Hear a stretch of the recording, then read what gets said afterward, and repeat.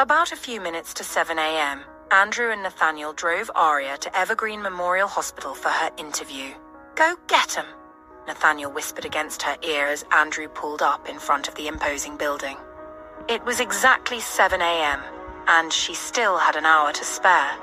Drawing back to peer into her eyes, Nathaniel tried not to dwell on the kiss they'd shared, or how she'd pleaded with him to kiss her with such desperate abandonment. Despite her surrender, he knew he had to restrain his emotions. It wasn't the right time for indulgence. When the time came, he wanted it to be planned, a special moment to show her how much she meant to him. Aria gazed at him lovingly, tugging at his heartstrings. "Don't look at me like that, you're making it difficult," Nathaniel groaned near her ear. Aria giggled and he beamed at her, reaching out to stroke her bottom lip. "Wish me luck," Aria whispered. Nathaniel couldn't resist pressing a kiss on her lips. "You don't need luck, my darling. Go show them who's boss," he replied. Aria giggled and leaned in for a hug, which Nathaniel reciprocated, planting a kiss on her hair. "I'm soaking up your confidence," she said, laughing. Nathaniel chuckled. "See you later? Just let me know when you're done," Nathaniel said as she exited the car. Aria nodded, smiled, and headed towards the entrance doors. As Nathaniel leaned back in his seat, a slow, happy smile spread across his face. Yes, he thought in relief, his smile triumphant. Aria entered the double doors of Evergreen Memorial Hospital and, taking a calming breath, approached the reception. "Good morning, I'm Aria Everly. I'm supposed to have an interview with Dr. Rowan today," she said in a hushed tone. "Good morning, you're rather early. I've been told to expect you, Dr. Everly. However, Dr. Rowan is not in the building, so you are going to have to wait for him," the nurse supplied with a tired smile. Aria nodded and retreated to sit on one of the empty seats. She couldn't help but notice that the nurse had referred to her as Dr. Everly. A nervous smile stretched her lips. The hospital was deserted at that time of the morning, with only 2 other patients in the waiting room. A notification chimed from her phone, and she quickly opened it. Her lips stretched into a smile when she saw it was from Nathaniel. "In case you require a reminder, my darling, you are Dr. Ariana Everly, the most esteemed student of Harvard University. A fiercely competitive, exceptionally intelligent, and resolute being. A beautiful force to be reckoned with. Evergreen Memorial Hospital is in for a surprise. I'll boldly say congratulations, my dear, you've got this." Nathaniel's message, coupled with the memory of how he had held her so tenderly earlier on, kissing her with fervent passion, yet still holding back when she was most vulnerable, made tears well up in her eyes. Her heart fluttered with a depth of emotion that made her breathe through parted lips. She wanted to tell him she was hopelessly in love with him, that she had felt that way for as long as she could remember, and him showing her this side of him. His kindness and friendship had only made it more difficult for her to hold it in. She reacted to the message with a heart emoji and was about to reply when a loud cry caught her attention. Glancing towards the source of the commotion, she witnessed 3 nurses rushing to aid a woman now lying on the floor, one carefully taking the baby she held. "No, no, give me back my baby," the distressed woman cried out. Aria swiftly replied to Nathaniel's message. "Something is happening here. Give me a minute." Without waiting for his response, she hurriedly stowed her phone in her bag and moved closer to the scene. Overhearing the nurses discussing paging the doctors, she focused on their conversation. "The surgical team left about an hour ago. They had an emergency and were in the theater room all night," one nurse whispered anxiously. "I'll page them. Let's see if any of them are still around," another nurse said, rushing off. "Stretcher, please," one nurse yelled. Aria fixed her gaze on the woman on the floor, tuning out the chaotic whispers and the baby's cries. The woman was slipping in and out of consciousness, repeatedly reaching for her head. Aria noticed blood on her temple. "Give me my baby, please. Don't hurt me. Help us," the woman pleaded, her words becoming slurred as she grew more disoriented, her hands twitching with convulsions. "Her pulse is weak. We need to move her now," a nurse exclaimed. "No response from any of the doctors yet," the nurse at the reception desk called out, then added with relief, "Wait, Dr. Rowan said he is on his way." "How long did he say it would take?" Aria found herself asking, her voice trembling slightly. The nurses turned towards her as if noticing her for the first time. 30 minutes. Why?" the nurse replied. "Who are you?" another nurse inquired. Aria began, but the nurse she had spoken to earlier interjected. She's Dr. Everly, here to see Dr. Rowan, the nurse clarified. Are you a surgeon? Another nurse inquired. No, not yet. I'm here for an interview for my internship, Aria answered. Did you go to medical school, though? A nurse inquired, with a hint of skepticism, raising an eyebrow at her. Yes, Aria nodded. Why did you ask about Dr. Rowan's arrival time? Another nurse questioned, shifting her focus from the woman on the floor to Aria. Because she is showing signs of a brain hemorrhage. She might not have 10 minutes, Aria explained. Okay then, one of the nurses said as they lifted the woman onto a gurney. You better do something to ensure she survives 30 minutes. I'm the head nurse here, and I doubt Dr. Rowan would want to interview you if he didn't think you were worth it. Come with us, Dr. Everly, the nurse instructed. Yes, ma'am, Aria replied promptly. Minutes later, Aria found herself running alongside the hospital staff towards the surgery room. She was in a daze as the nurses helped her to strap on as she quickly washed her hands. Help me, God, help me, she continued to pray silently in her head, wishing Nathaniel had stayed, thinking the sight of him, or having the knowledge that he was there for her, would surely bolster her courage. When the heart monitor started to blare, while anesthesia prepared for rapid induction, Aria felt as if an alien body had taken over her own as she walked to the operating table. Seeing the woman's vitals crashing, she knew she had to do more than just ensure her survival long enough for Dr. Rowan to arrive. Aria swiftly made a precise incision in the scalp, guided by the gravity of the situation. With steady hands, she carefully navigated through layers of skin and tissue, revealing the smooth surface of the skull beneath. Taking a moment to assess the surgical site, ensuring proper positioning and alignment, Aria nodded to the head nurse beside her, signaling the beginning of the critical phase of the procedure. Using a specialized drill, Aria created a precisely measured bone flap in the skull, the familiar whirring sound filling the air. The bone flap was carefully removed, exposing the underlying dura mater and revealing the glistening surface of the brain. With gentle precision, she delicately incised the dura mater and carefully folded it back, revealing the intricate network of neural tissue beneath. The surgical field was illuminated by the soft glow of surgical lights as Aria and her makeshift team worked in synergy, their movements synchronized with practiced efficiency, as if she had been part of their team forever. As the brain was exposed, Aria's focus intensified, her attention unwavering as she navigated through the delicate terrain of the brain, guided by the imperative to save a life. She meticulously evacuated the hematoma, relieving pressure on the brain and stopping the bleeding. With a final flourish, she carefully closed the dura mater and replaced the bone flap, securing it in place with precision and care. She ensured meticulous hemostasis to prevent further bleeding and closed the incision with staples.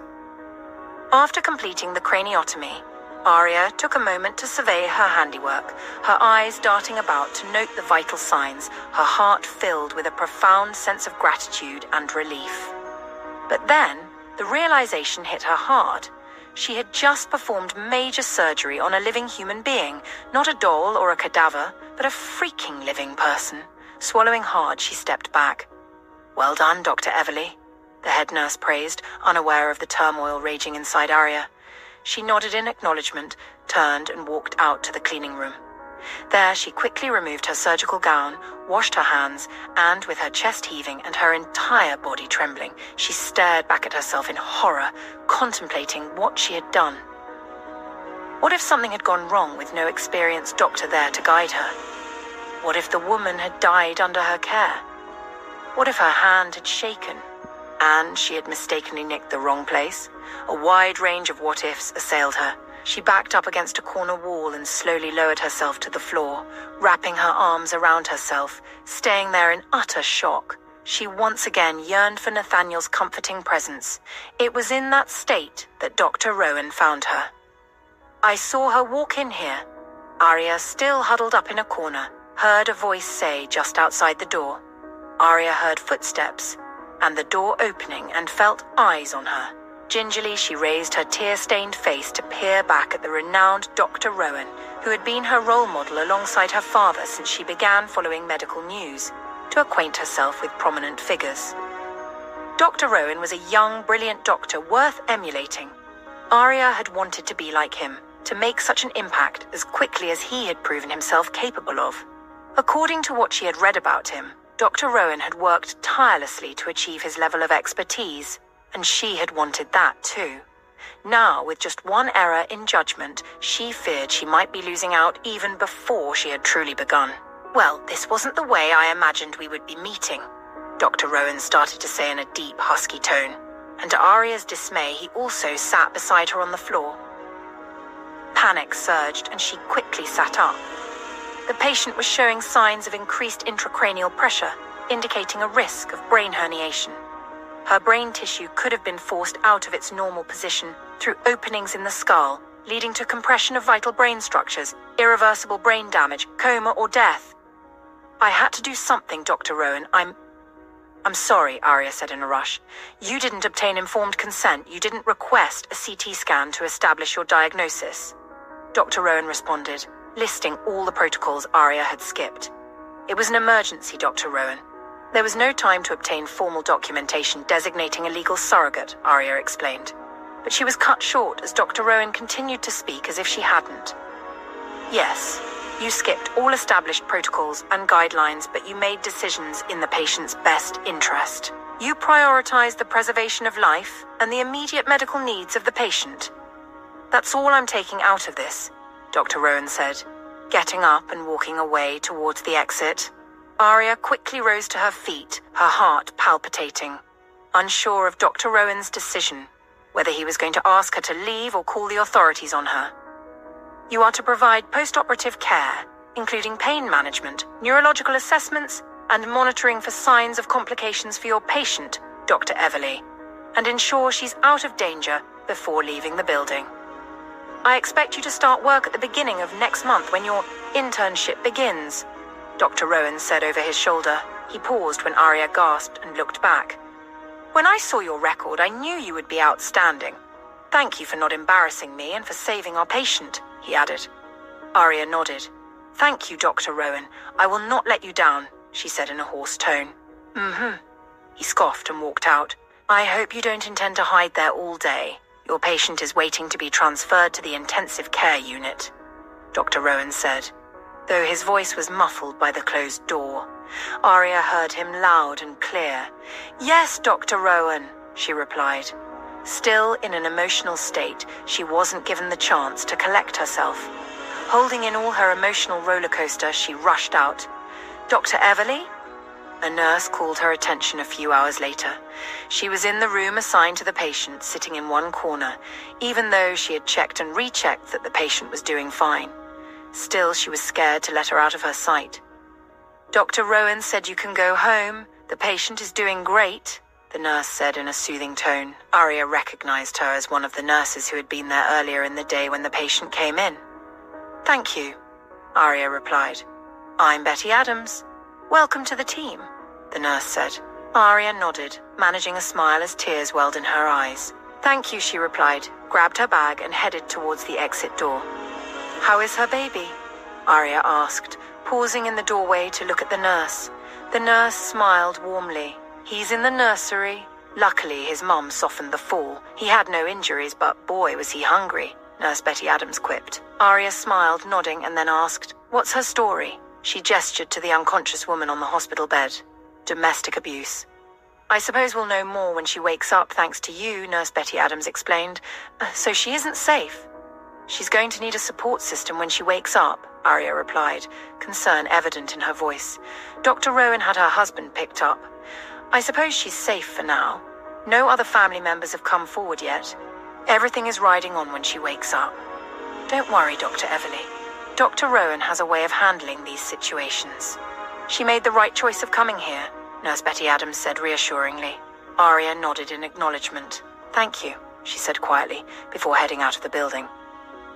As she trudged out, she considered calling her dad to update him on her interview outcome. However, for some unknown reason, she felt compelled to share the news with Nathaniel first. Once outside, she found a corner to sit in and texted Nathaniel. "Please come get me," was all she texted. Nathaniel was having a drink with Ethan and Alexander when the text came in. Picking up the phone, his brows furrowed. It had been close to 11 hours since he dropped her off at Evergreen Memorial Hospital, and she hadn't kept him informed about what was happening. He doubted internship interviews were supposed to take that long and had been worried, although he tried not to show it. Her message didn't say whether her interview was a success, and his heart constricted at the very thought of Rowan rejecting her. "Let's go get Aria. I think she's done," Nathaniel announced. "Did she say how the interview went?" Alexander asked with concern. Nathaniel shook his head. "Is there even a possibility of them not accepting her? She's been volunteering in hospitals for as long as I know her, and she's brilliant. It would be their loss," Ethan said, sounding a tad annoyed. "I guess we will know shortly," Nathaniel replied. About 10 minutes later, Andrew pulled up in front of the hospital and Nathaniel got down. He immediately spotted her on a brick bench in a garden beside the building and started to walk towards her. "Aria?"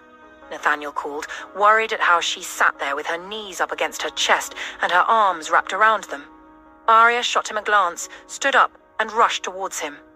Nathaniel carried and held her against his body as she wrapped her arms around his neck and burst into tears.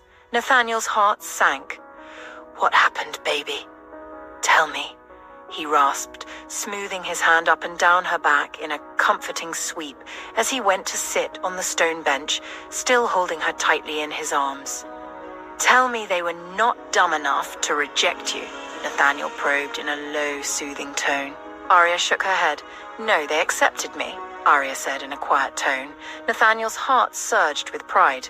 "So these are happy tears, then?" he teased. "Yes," she replied. "And relieved that I didn't kill my first patient?" Nathaniel cupped her by the nape of her neck to draw back slightly from her, so he could look into her eyes. "Kill your first patient?" he repeated, enunciating each word in bemusement. Aria nodded and recounted the events to him. Nathaniel's emotions shifted from confusion to admiration as he listened to her narrative.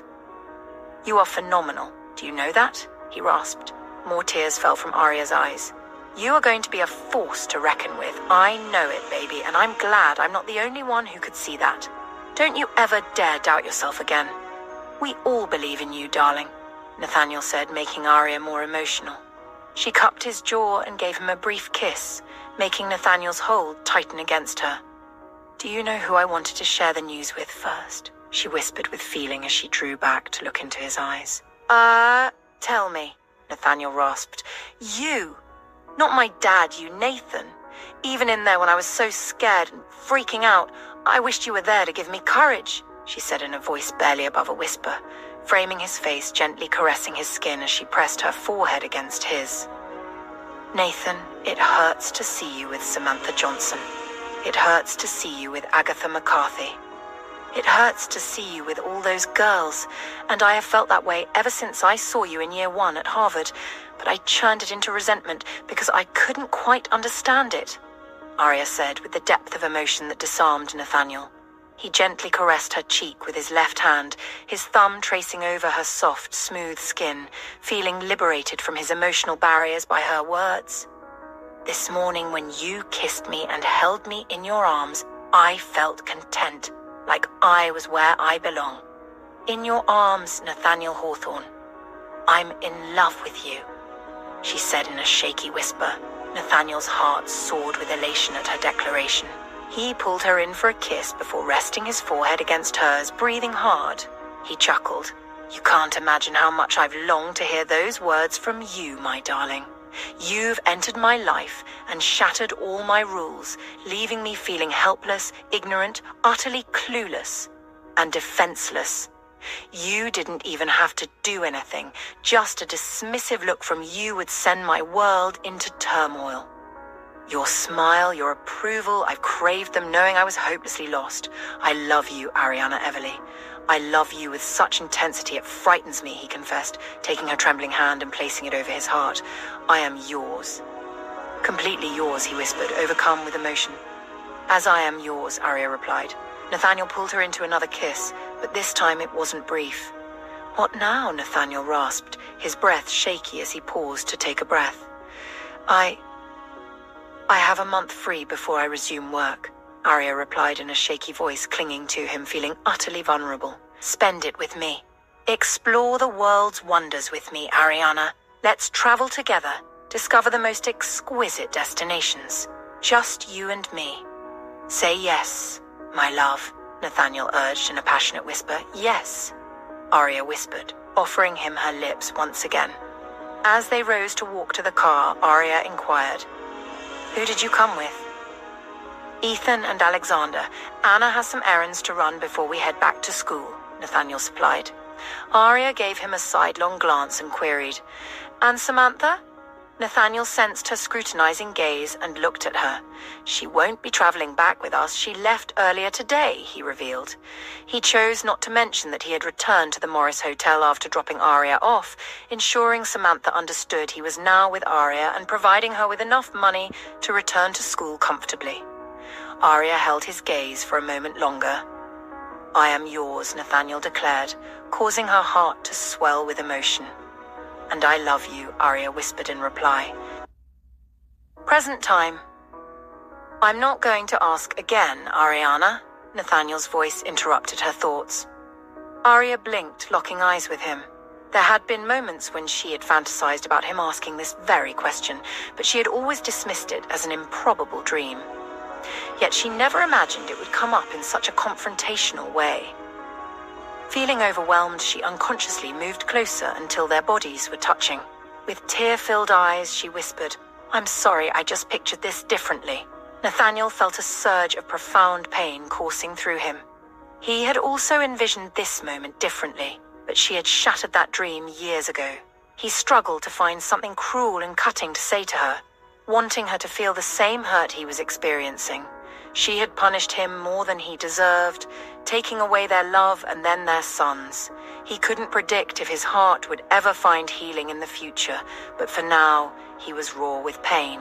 As Aria reached up to gently touch his face, her eyes filled with adoration and vulnerability. Acting on instinct, Nathaniel wrapped his arm around her waist to support her, as she gave him feathery kisses and whispered, Yes, I will marry you, my love.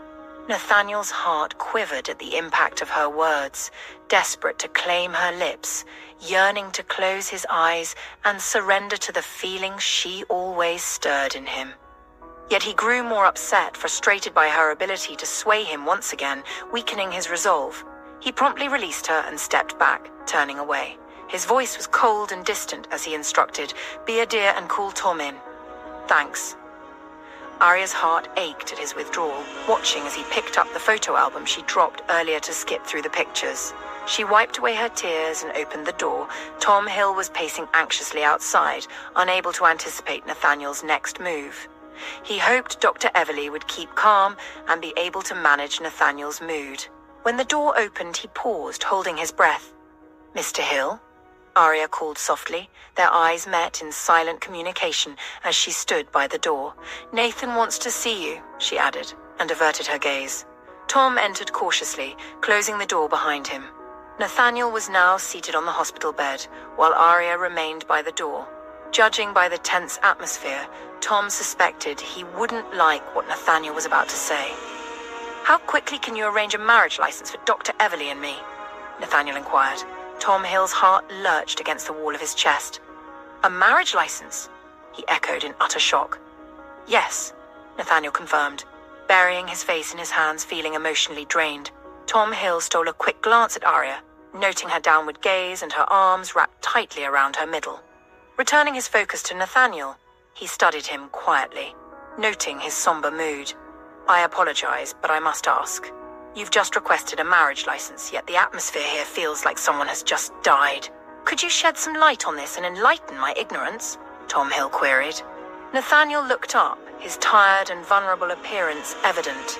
His eyes conveyed a mixture of emotions that tugged at Tom's heartstrings. Just this once, Tom. Could you please just follow orders? Please, Nathaniel replied, with a hint of a growl in his deep voice. Tom Hill nodded. All right then, he retorted, deciding to let it go in the meantime. Is Andrew here yet? Nathaniel inquired as he placed the photo album under his pillow. "He should be outside," Tom Hill responded. "On your way out. Please ask him to come here. He's going to accompany Aria to Madison Avenue to take her and my children home," Nathaniel instructed. "Nathan, can I at least have some time to speak to my aunt and the boys first?" Aria interjected, cutting off Nathaniel. "You've had your time. It's up," Nathaniel snapped. Tom Hill glanced between Nathaniel and Aria, still uncertain about the situation. "I'll take care of the license," Tom Hill assured him and turned to leave. "Also, while you're at it, arrange for a judge and a clergyman to marry us tomorrow night," Nathaniel added. "Tomorrow night?" Aria exclaimed. "I'll handle it," Tom Hill said, and left. "Nathan," Aria called softly as the door closed behind her, wanting to argue, but Nathaniel ignored her and laid back onto the bed. Aria's gaze lingered on his face, noticing the exhaustion etched into his features. She approached the bed and gently pulled the covers up to his shoulders. "That won't help me," he muttered, disgruntled. "I know," Aria whispered, her voice heavy with emotion. "I have every right to them, just as you do, Ariana, and you took that from me, and now it might be too late," he rasped. "I'm sorry, my love," Aria replied in a shaky whisper. She raised her right hand, intending to stroke his temple, but a knock interrupted them, causing her to step back. Andrew entered the room, peering inside. "Boss," he said, walking in. "Help Aria move my kids home, would you?" Nathaniel requested simply. "Of course," Andrew replied, waiting for Aria to move. She let out a sigh and headed to the door. "Afterward, tell Charles to come for me," Nathaniel added. "Yes, boss," Andrew replied. Aria called her aunt to warn her they were on their way and to get ready. By the time they arrived at the apartment, Owen and Liam were already bundled up in warm clothing, their bags packed. "Mummy," her boys chorused, rushing to meet her before she could even shut the door. "Oh, my babies!" Aria cooed as she went down on her knees to envelop the two in a warm embrace, peppering kisses on their faces, making them giggle uncontrollably as they wrapped their arms around her neck. "Mummy, stop," Liam said, still laughing, while Owen just soaked in his mother's affection. "Good evening," Andrew greeted Aria's aunt, and Anita, who was staring back at him admirably. "Andrew, please meet my aunt, Miss Evelyn Everly, and my friend, and the children's temporary nanny, Anita Reynolds, who is also a nurse," Aria introduced. "Auntie Anita, meet Andrew McLeod, Nathaniel's head of security." "Nice to meet you, young man," Aria's aunt replied. "Hi," Anita said with a hesitant wave. Aria noticed the lingering gaze exchanged between the two before Andrew said, "Thanks." "Introduce us too, Mommy," Owen whispered, his nose almost touching Aria's. She chuckled and rubbed the tip of her nose against his before doing the same to Liam. Andrew, catching on, lowered himself to the boys' level and offered a handshake. Liam gingerly placed his hand in Andrew's big one, and Andrew shook it gently. "And who might you be?" he asked in a friendly tone. "Liam Hawthorne, sir," Liam replied. Andrew's usually stoic face broke into a smile. "It's a pleasure to meet you, Liam," Andrew replied. Owen edged closer and held out his hand, which Andrew took. "And you are?" Andrew asked. "Owen Hawthorne, sir," Owen replied. "It's nice to meet you too, Owen." "You can call me Andrew," he said. Liam's eyebrows furrowed. "I don't know about that, mister. Maybe I could call you Uncle Andrew, or Mr. Andrew," Liam countered. When Andrew arched a quizzical eyebrow, Owen explained with a sigh of exasperation, as if he couldn't quite understand why he would need to explain it. "You're old, mister. It's not nice to call old folks by their first name," Owen explained. "Oh, I've never been called old before, but I guess you're right," Andrew replied, with mock seriousness. Aria tried not to laugh. "I suppose I will let you decide what to call me then," he added. Liam and Owen shared a look as if pondering the answer, and then Liam said, "We're going to call you Uncle Andrew," he declared. Andrew chuckled, an unfamiliar sound to Aria's ears. "I'll be honored," he said, and picked the two of them up, rising to his feet and making them gasp before bursting into giggles. "You are strong, Uncle Andrew," Liam exclaimed. Aria met her aunt's gaze in a silent message, and the two left the living room for the boys' room. Aria could see that her aunt and Anita had helped to pack all her children's things. "Are you okay?" Aria's aunt inquired. She turned to her, nodded, and then burst into tears. "I think he hates me now," Aria said in a low, pain-filled tone. "Come now." Aria's aunt pulled her into a hug, patting her on the back. She added, "Judging by what I've heard, I truly doubt it." Then she pulled back, framing Aria's face. "He just needed to be reminded of what you both had.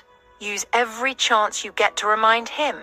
And if you are right, and he does not care for you anymore, which I strongly doubt, at least you both have Liam and Owen, products of the beautiful love you once shared," she said. Aria nodded, taking in a shaky breath.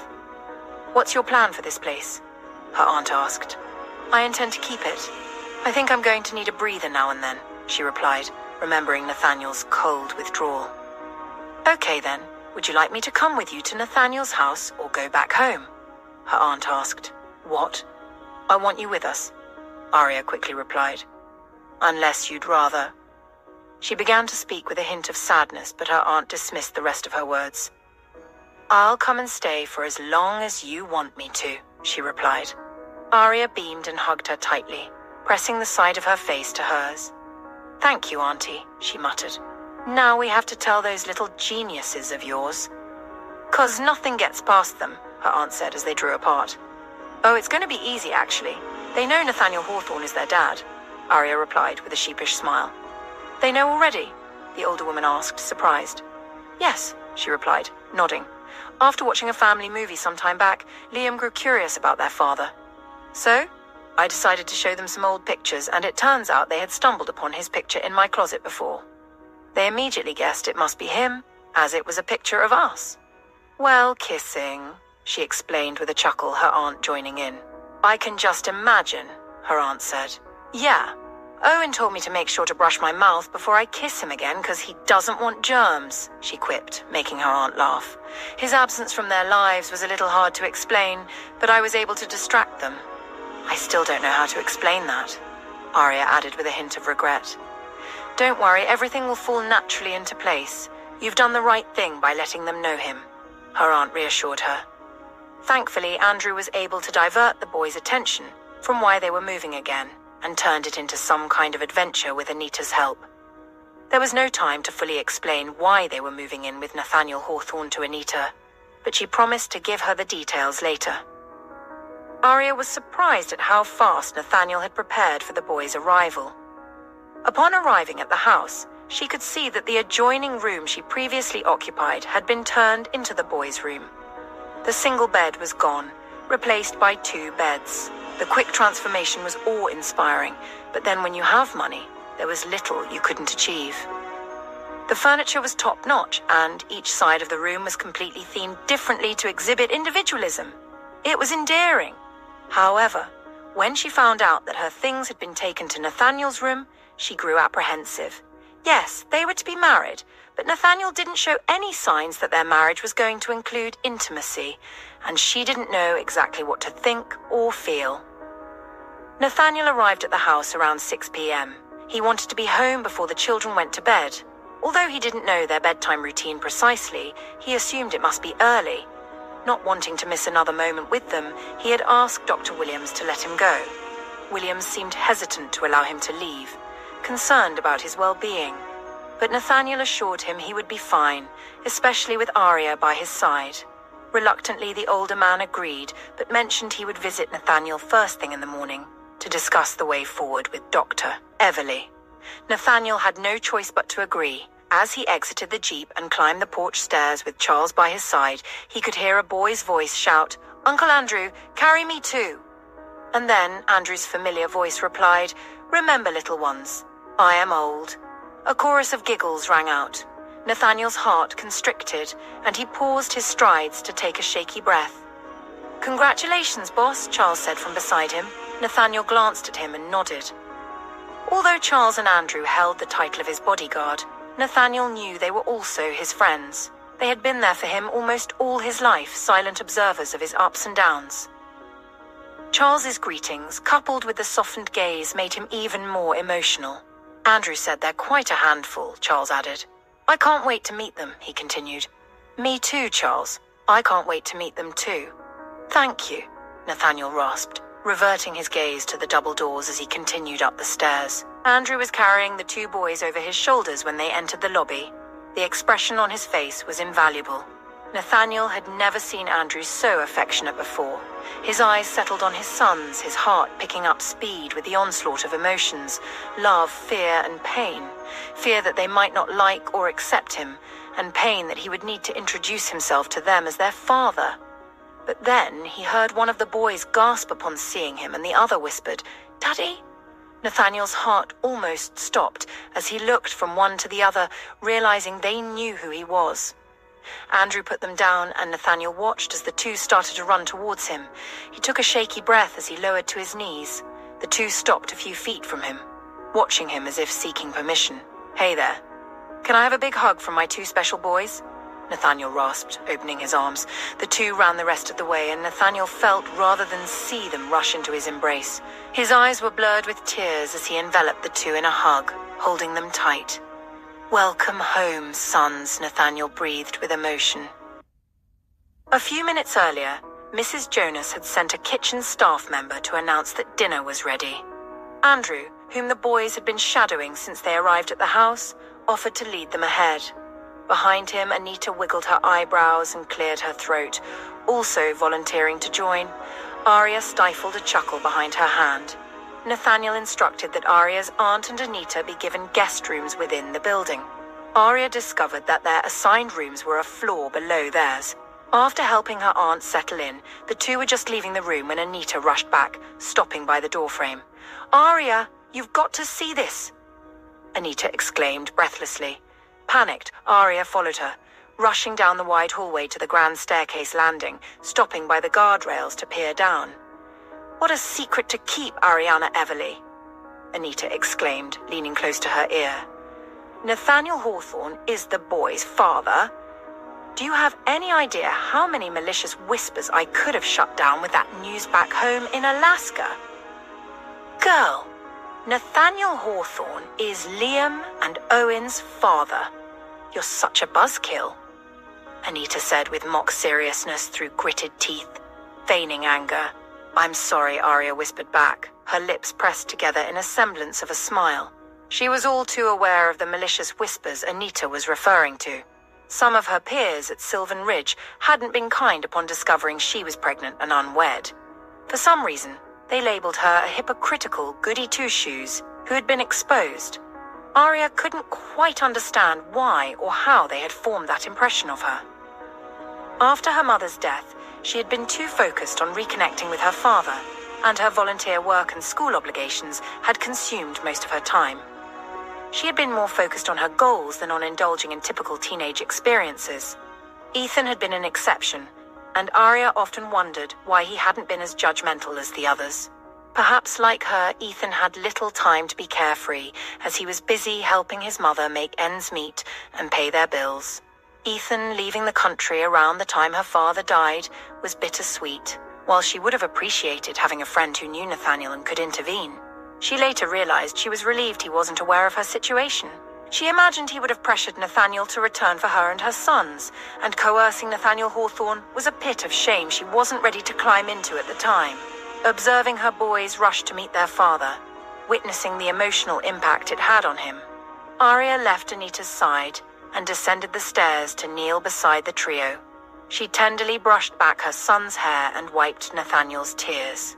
When he opened his eyes and met her gaze, the myriad of emotions reflected in his penetrating stare made her heart ache, and she could also sense some underlying anger. Liam pulled back from his father, mirroring Owen's action, and both peered at their father's closely cropped hair. Raising his hand, Liam gingerly touched his father's temple. "Why did you cut your hair, Daddy?" Liam asked, prompting Aria to release a shaky breath. "Daddy is..." Nathaniel began, intending to explain his illness, but Aria quickly interjected.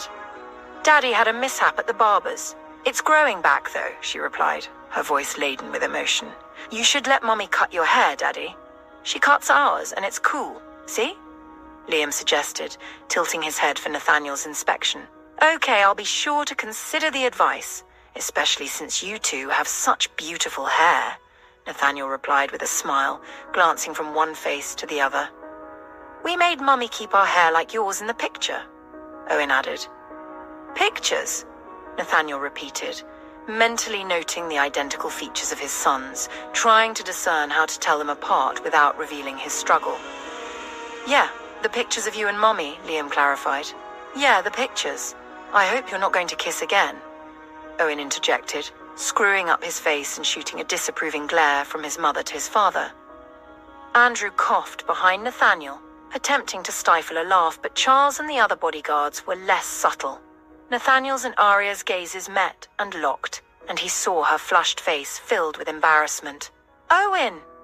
Aria exclaimed, mortified. They're married, Owen. They're allowed to kiss," Liam stated with exaggerated incredulity, eliciting a laugh from Nathaniel. You two are quite the pair, aren't you?" Nathaniel chuckled. "Come on, let's get you two upstairs before you further scandalize your mother." Andrew openly laughed then, along with the others. Nathaniel heard laughter coming from upstairs and glanced up, his eyes settling on the two women he had seen earlier carrying Liam and Owen. The older woman, whom he guessed must be Aria's aunt, slightly bowed her head in acknowledgement, and the younger one gingerly waved. "It's nice to finally meet you, Mr. Hawthorne," Miss Evelyn Everly said from the first floor. "Yeah, what she said," the younger lady beside her added with a broad smile. Nathaniel imagined Aria must have told them about him, just as she had told their sons. He just wished she had been gracious enough to accord him the same courtesy. "Welcome to the Hawthorne household, madam." "Miss, if you would kindly give me a minute to freshen up, I will join you for dinner," Nathaniel remarked. "Of course," Miss Evelyn Everly replied. Anita nodded in acknowledgement. When Nathaniel made a move to get up and carry the boys, Andrew stepped forward, eager to assist him. However, Nathaniel threw him a sidelong glance and subtly shook his head. Noting the concern in Andrew's eyes as he obeyed and stepped back slightly, Nathaniel could sense him hovering. Rising to his feet, despite his weakness and lingering pain, he lifted his sons and began to walk towards the elevator. Andrew and Aria flanked him, Liam gently stroking his father's temple, while Owen wrapped one arm around Nathaniel's neck, burying his face in the crook of his neck. Tears pricked the back of Nathaniel's eyes, overwhelmed with emotion. "Are we going to live together now, Daddy?" Liam asked, his face inches away from Nathaniel's in a curious stare. Beaming at him, Nathaniel poked him on the tip of his nose. "I would love that, would you?" Nathaniel inquired in a gentle, husky tone. "Mm-hmm," Liam responded, nodding. Then, turning to Aria, he asked, "Mommy, can Daddy come back home with us?" Aria met Nathaniel's gaze. "Remember my knight, we are still trying out life here in New York. Daddy lives here, so if you want us to live with Daddy, we have to stay here in New York," Aria replied. Liam and Owen shared a pensive glance. "We can go on vacation to Sylvan Ridge too if you'd like," Nathaniel quickly added. "But Mom has to look after Grandpa's hospital too," Owen interjected with concern. "That's where our Aunt Anita works," Liam proudly supplied. "Don't worry, I can still manage that from here," Aria reassured them. "And Aunt Anita can continue working there." "Does that mean she's going to leave soon?" Liam asked, his face falling. Nathaniel queried, "Do you think you could enjoy living here in New York?" Liam shrugged and responded, "It's all right. We enjoy strolling with Aunt Anita and Big Mama too. There are plenty of places to explore. Mummy even promised to take us to a carnival." Nathaniel nodded, noting that the boys affectionately referred to their grandaunt as Big Mama. "And you'd like Aunt Anita to be here with you?" Nathaniel asked. "Yes, she's the best nanny," Liam replied. "But she's not so good at teaching us stuff like Mommy," Owen whispered close to Nathaniel's ear. Nathaniel chuckled. "She's okay," Liam defended as they exited the elevator. "She's just terrible at math. We're not supposed to say that in front of her employer, though." Andrew and Nathaniel laughed while Aria groaned. "Oops," Owen said, burying his face against his father's neck. "Okay then, I will discuss your education with your mother and see if we can find a new role for Aunt Anita," Nathaniel said. Liam giggled and said, "She's going to kill us." Nathaniel chuckled at how adorable and infectious his laugh was.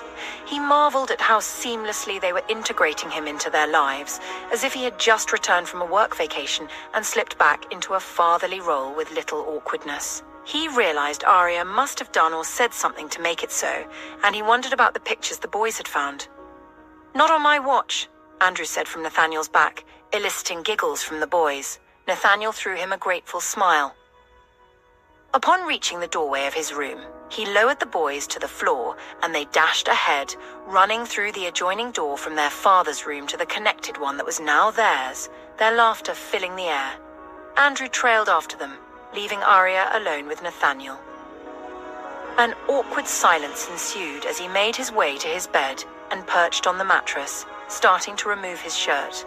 Carrying the boys had been the only strenuous thing he'd done since the incident the last time he was in his room, and his breathing was labored, his hands slightly shaking, but he didn't want to ask for help.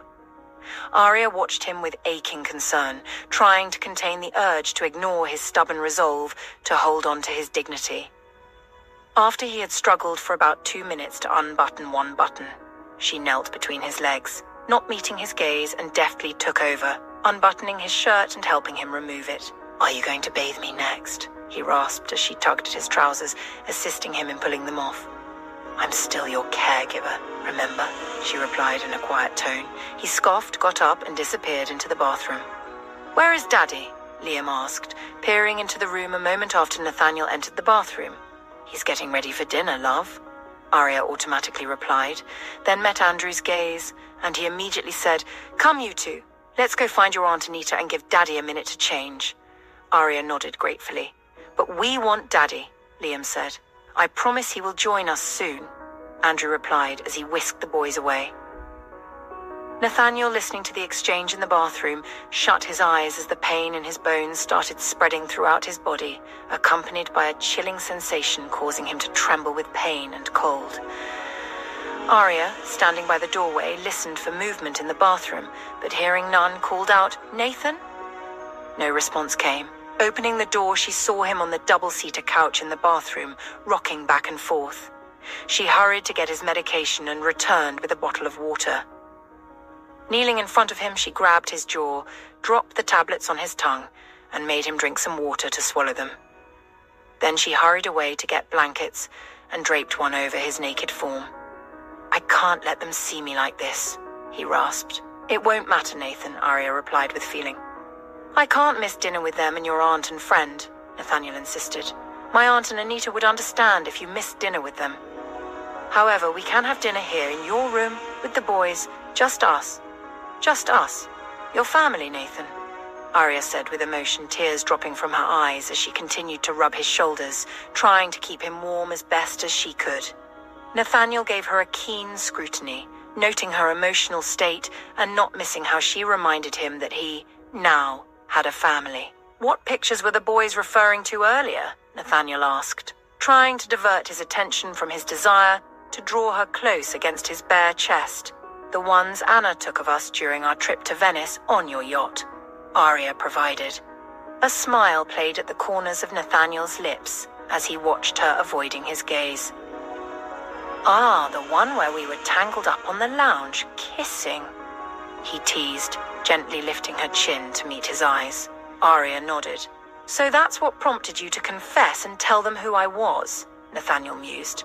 "I bet they stumbled upon it by mistake, tucked away, somewhere forgotten, much like you did with me," he taunted. "No, actually, I wanted to show them your picture when Liam inquired about you. I made the mistake of allowing them to scatter the pictures without checking them first," she admitted boldly, maintaining his gaze. "I'm surprised you kept them." "I thought you might have burned or tossed them out," Nathaniel scoffed. "You thought wrong," she replied, stepping back and rising to assist him in preparing his bath.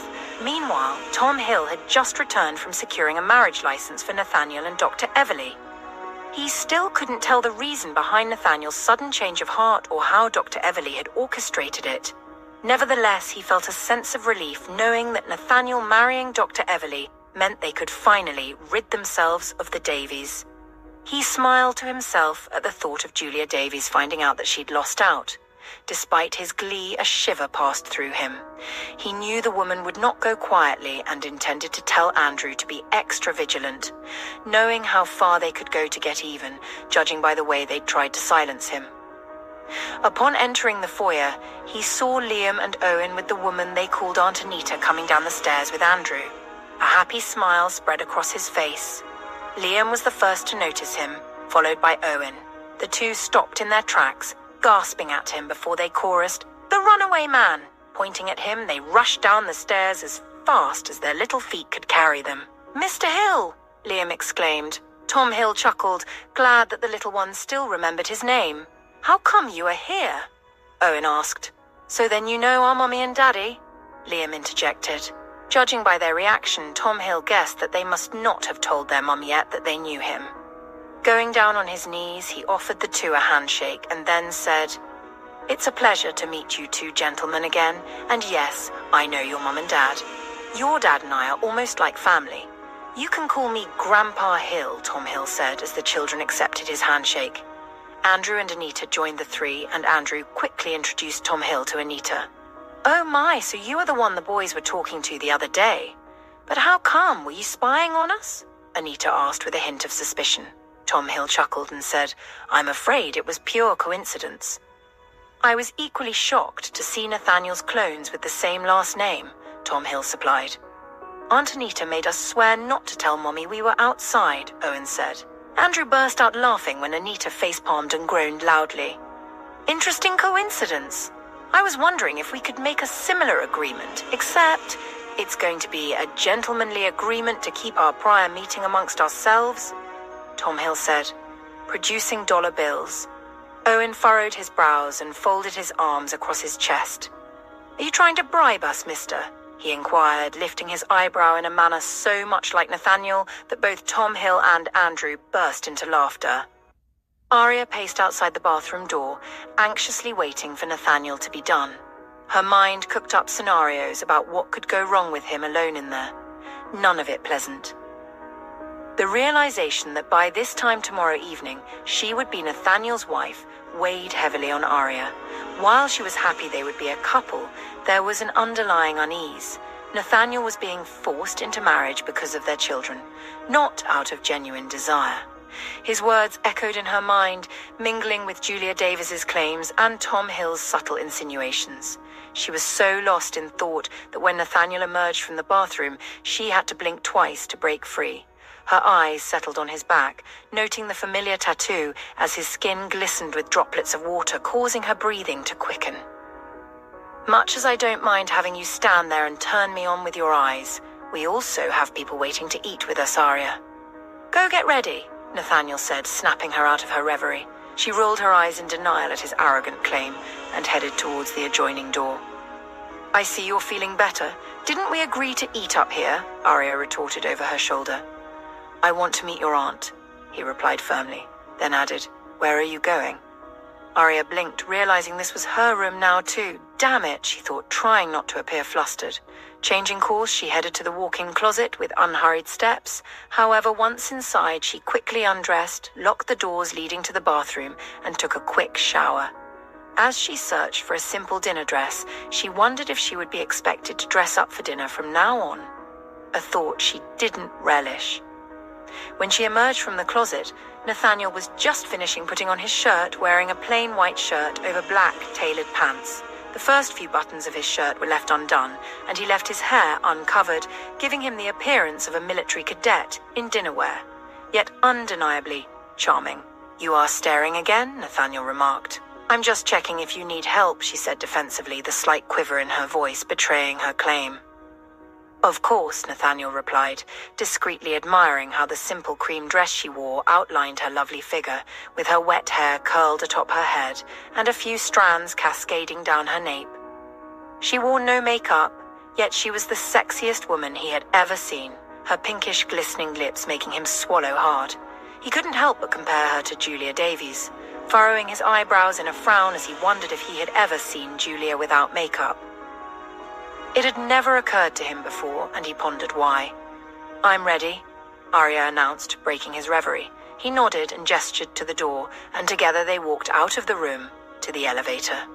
They stood side by side as the elevator doors closed, their proximity without body contact feeling a bit strange. The magnetic pull between them was intense, causing them both to unconsciously shift closer. With their hands nearly touching, Aria fought the urge to stroke his hand with hers. Her heart fluttered delicately when she felt the back of his hand graze hers, the heat of his skin making her draw a shaky breath. Nathaniel briefly shut his eyes, overwhelmed by the need to touch her. Just as he thought he couldn't bear it any longer, the elevator stopped, and he strode out, leaving her behind. "Daddy!" Liam and Owen chorused as they rushed to meet him. He chuckled, grateful for the distraction and pleased by how the boys were warming up to him. He didn't lift them this time as they clung to his legs, but he raked his fingers through their hair and gently poked their noses. "Come on, let's go eat," Nathaniel urged. "How did it go, Tom?" he asked as he held the boys' hands and headed to the dining room. "We've got it. We are set," Tom Hill replied. "Good," Nathaniel said over his shoulder, continuing to walk.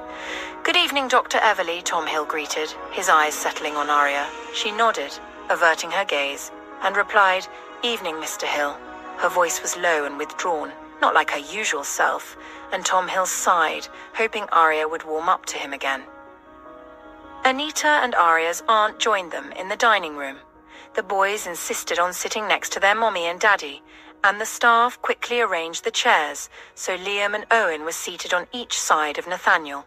As the servants served everyone's food, Tom Hill chatted with Aria's aunt. Aria overheard Liam whispering to his father, "I have money, Daddy." Nathaniel paused in his actions and leaned towards him. "Oh, really?" Nathaniel whispered back, playing along. "Me too," Owen added, causing Nathaniel to tilt to his side as well. "May I ask where you got them from?" Nathaniel inquired in a hushed tone. Aria was captivated by the sexy curve of his lips and how patient and loving he was with their boys. "We can't tell you, we promised," Owen said.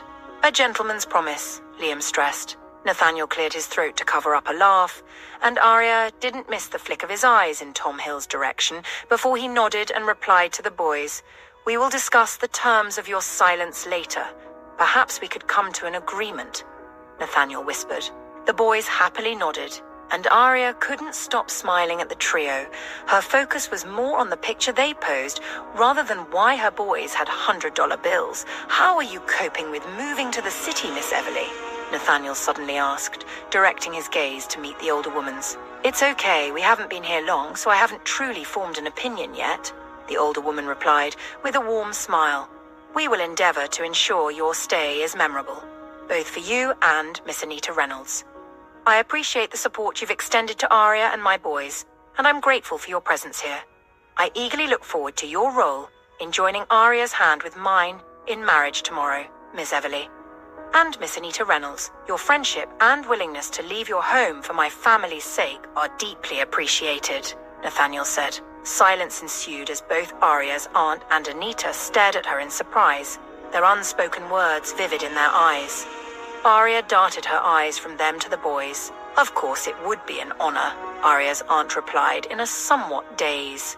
"Yeah, what she said," Anita muttered, glowering at Aria. After dinner, Anita picked up Liam while Aria carried Owen, ignoring their protests to stay with their daddy. Aria, Anita, and her aunt headed back to the boys' room, where they helped to get them ready for bed and tucked them in. "Can Daddy read to us, Mommy?" Liam asked. Aria couldn't help feeling a tad jealous at the way her boys seemed to want Nathaniel's attention now instead of hers, but she understood they were just connecting with him and were naturally curious about him. "Of course, baby, let me go get him," she said. Nathaniel had come upstairs too and was in his room on a call when she walked in. "Yes, you are right, Julia. Absence makes the heart grow fonder, but I'm not available right now." "I will let you know when to come over," Nathaniel was saying in a low, hushed tone. Aria's heart constricted painfully in her chest. She waited until he ended the call and turned around to face her. "Yes?" he said condescendingly, as if addressing a servant. "The boys want you to read to them," she said without looking at him, turned and left. Aria fought back tears, struggling to understand her own emotions. Nathaniel had been engaged to marry Julia Davies before she arrived on the scene. She was the one disrupting his plans, and he had been transparent about his reasons for proposing to her. He even listed them. She had agreed to his terms. It was only fair for their sons to avoid being dragged into a custody battle. So why did she feel like her heart had been wrenched from her chest once again? Well, she had the answer to that, but it was just not something she was prepared to admit at that moment. Aria made sure her face remained devoid of emotion. She waited until he walked through the adjoining door before leaving with Anita and her aunt. walking stiffly with them to their rooms. As soon as the door closed behind them, Anita turned on her. "You're getting married to Nathaniel Hawthorne? And you didn't think to warn us?" Anita exclaimed. "It's sudden." "I know," she replied, automatically showing no emotion. "Is something wrong, dear?" her aunt asked gently. Aria met her wise, knowing gaze and shook her head in denial. "No, everything is fine, Auntie," she replied, giving the older woman a searching gaze, making sure her warm concern didn't affect her. "I don't know about you, but I am telling everyone back at home. I can't wait to see their faces when they find out." "My God, Ariana, how could you want to keep this quiet?" Anita gushed with glee. "Please don't do that," Aria said, holding Anita's gaze. "Why? This is a big deal, Aria," she said excitedly, but her smile faded after holding Aria's gaze for a moment. "Don't you want to marry him, Aria?" Anita asked, concerned. "I want to. He deserves to have his sons in his life," Aria said. "That's not what she asked, Aria," her aunt interjected. "She asked if you don't want to marry him." "Look at me, Ariana," her aunt urged, sitting beside her on the couch and making Aria look at her. "Do you want this marriage, Aria?" her aunt asked again. "Yes," Aria replied without hesitation. "I do," she added, and saw her aunt and Anita exchange a worried look. "You're asking the wrong question, Ariana," Nathaniel's voice echoed in her head. Her aunt and Anita were, indeed, asking the wrong question.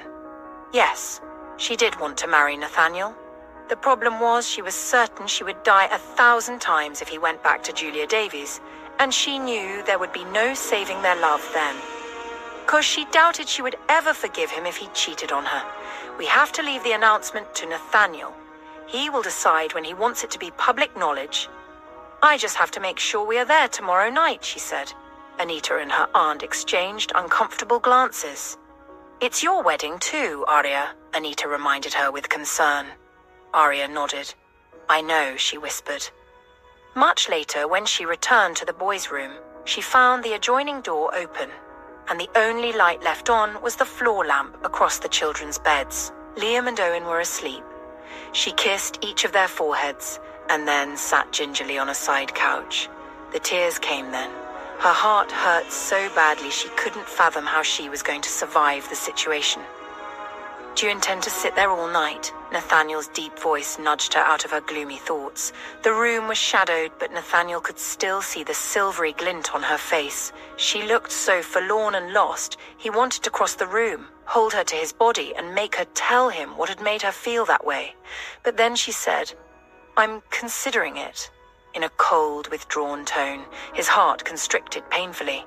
He walked across the room to sit next to her, noting how she stiffened at his side. "You must know the children are safe, so you must not be sitting here to protect them." So then, it leaves 2 other reasons. The thought of sharing a bed with me and the thought of marrying me. You don't have to share the bed with me if you don't want to, and as for the marriage, I asked you, and you said yes. I'm not forcing you to be here, Aria. You can leave.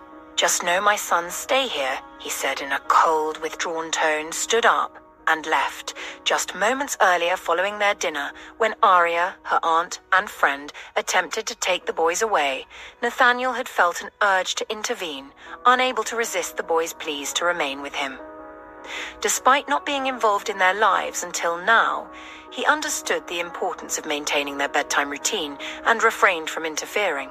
Even after they departed, he found himself unable to tear his gaze away from the closed door. "Congratulations on the arrival of the boys, sir. They've been such a delight to have in the house. They're so cute and smart. I think everyone is taken by them," Mrs. Jonas said, assisting the other maids in clearing the table. Nathaniel nodded with a smile.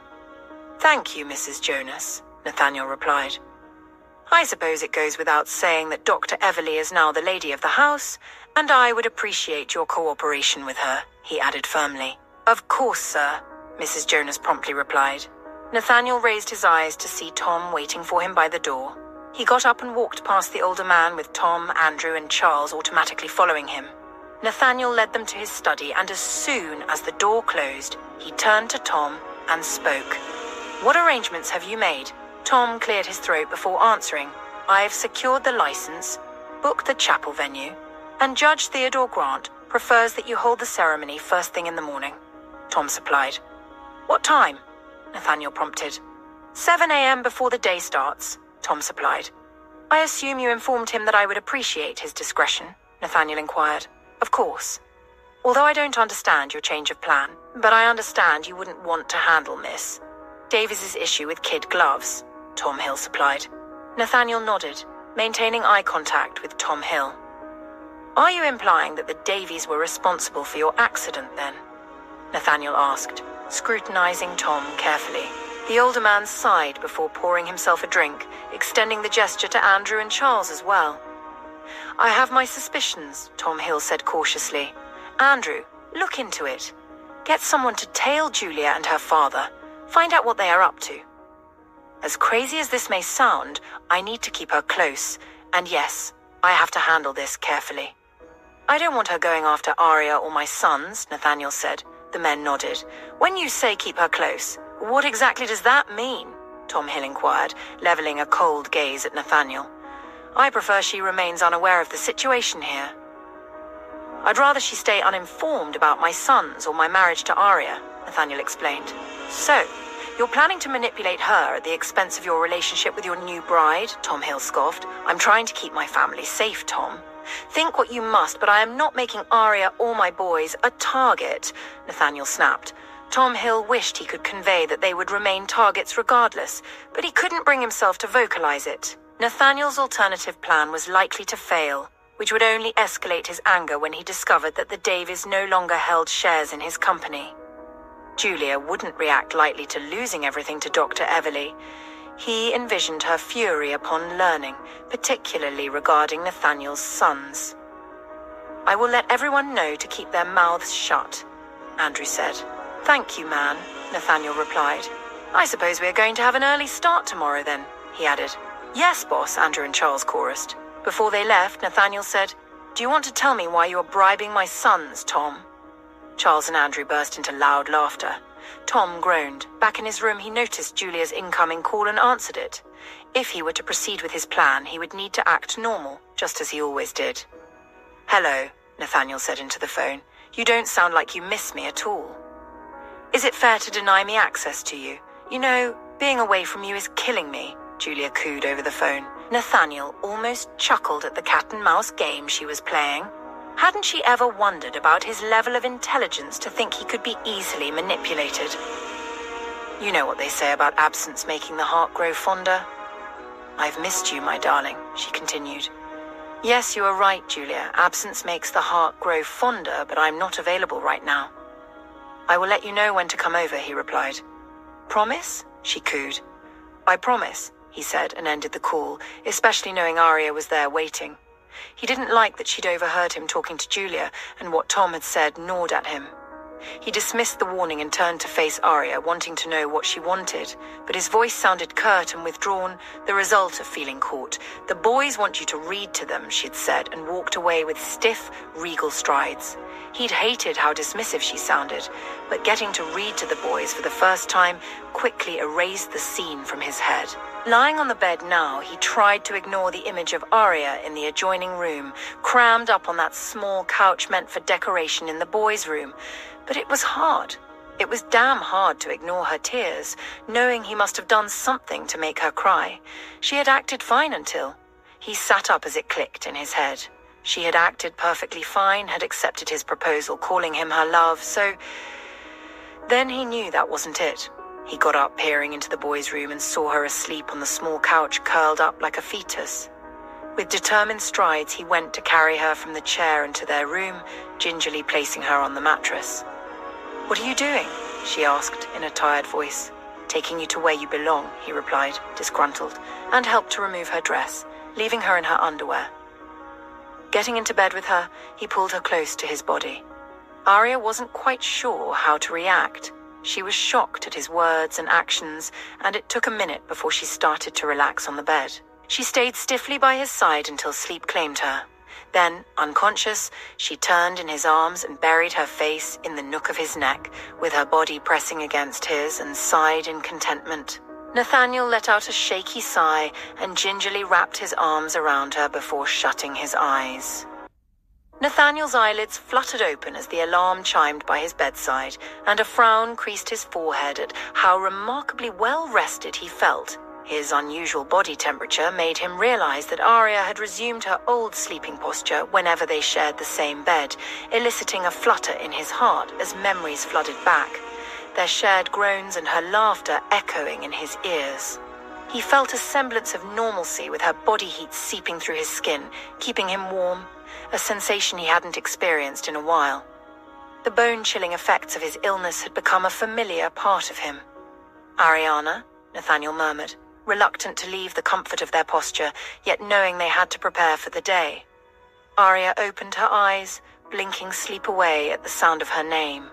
She noticed her face was pressed against Nathaniel's, tightly pressed to him to the point that the flip of her eyelashes was brushing against his skin. Her lips were pressed to his jaw, and half of her body lay over him with her hand inside the front of his pajama pants. "Son of a..." she cursed, jerking back from him and scrambling out of bed. "Good morning, Aria," Nathaniel said, trying to keep the laughter welling inside him out of his voice. He cleared his throat in his bid to keep a straight face. "You've got to be kidding me." Aria groaned, mortified as she slowly peeked from the side of the bed at Nathaniel. "I am so sorry," she whispered, shamefaced. "Sorry? What exactly are you sorry for, Ariana?" Nathaniel asked with a straight face. "You are going to make this hard for me, aren't you?" Aria retorted. "Make what hard, Aria?" Nathaniel repeated with an arched eyebrow, emphasizing the word hard. Aria looked away and burst into laughter, then tried to contain herself to look at him. Nathaniel refused to let her see him laugh. She picked up a pillow and threw it at his face. "Asshole," she muttered. "Well, maybe if you learn to be more articulate in expressing yourself, I may understand you better. That aside, we need to get to the courthouse in an hour. I hope that's long enough for you to throw something on," Nathaniel replied. "Throw something on?" Aria repeated incredulously. "We are just signing papers, Ariana, and you look good in everything you wear," he said offhandedly, trying to downplay the ceremony as he got off the bed. Aria pressed her lips together in a smile at his unintended compliment. "Well, I suppose I can find something," she muttered as she got up, heading to the bathroom. "Please," Nathaniel replied, walking past her on his way, but then he stopped in front of her, boxing her in against the doorframe with one hand resting on the frame above her head. He leaned in close, startling her and making her look up into his eyes. "At least one thing hasn't changed in all the years we've been apart. You waking up with your hands in my pants for one?" he rasped, his eyes darkening. Aria swallowed hard, breathing through parted lips. "It was an accident," she croaked. "Is that what we are calling it, baby?" he rasped, holding her gaze for about a minute longer. Then he nodded, pulled back, and left her there feeling lost and terribly turned on. "I'm in trouble," she thought to herself. She hesitated before joining him in the bathroom, and together they brushed their teeth side by side. Aria consciously avoided looking at him, surprised by the comfortable silence that enveloped them. When Nathaniel stepped into the shower, Aria exited the bathroom to give him privacy. A few minutes later, they were both dressed and prepared to leave. Nathaniel wore a slim-fitted blue-black suit with a white undershirt, opting out of a tie and leaving his hair uncovered. Ariana donned a white off-the-shoulder dress that accentuated her curves. Hand-sewn floral shapes adorned the hem around her shoulders, a detail she had originally chosen for her twins' christening but had never worn. Nathaniel's appreciative gaze confirmed her choice as she emerged from the closet. Seeing her standing in the doorway of the walk-in closet, uncertain, Nathaniel felt a sense of awe. Her curls were swept up, revealing her elegantly structured face. Once again he marveled at her effortless beauty, longing to run his fingers through her rich mane. His eyes lingered on her bare neck and earlobes, wondering why she had chosen not to wear jewelry. During their courtship, he had lavished her with gifts and expensive jewelry, unable to resist giving her everything she desired. "No earrings?" he inquired, approaching her, keenly observing her every expression. Aria averted her gaze. "You said we were just going to sign papers, right?" she replied quietly. Nathaniel noticed her sudden show of nervousness as she wiggled her hands before putting them behind her, the flush of her cheeks evident even as she turned away. He blinked, recalling Tom's report on her financial situation. It must have been challenging for her after her father's death, pregnant and burdened with debts. He could only imagine the hardships she had endured.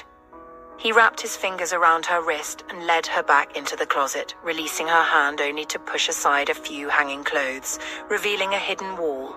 Nathaniel pressed his palm against a panel, and Aria heard the mechanical whoosh as a portion of the wall slid open, revealing a box. Using his thumb on a groove, Nathaniel clicked the box open, revealing a literal treasure trove. The gems sparkled under the dim light, eliciting a quiet gasp from Aria.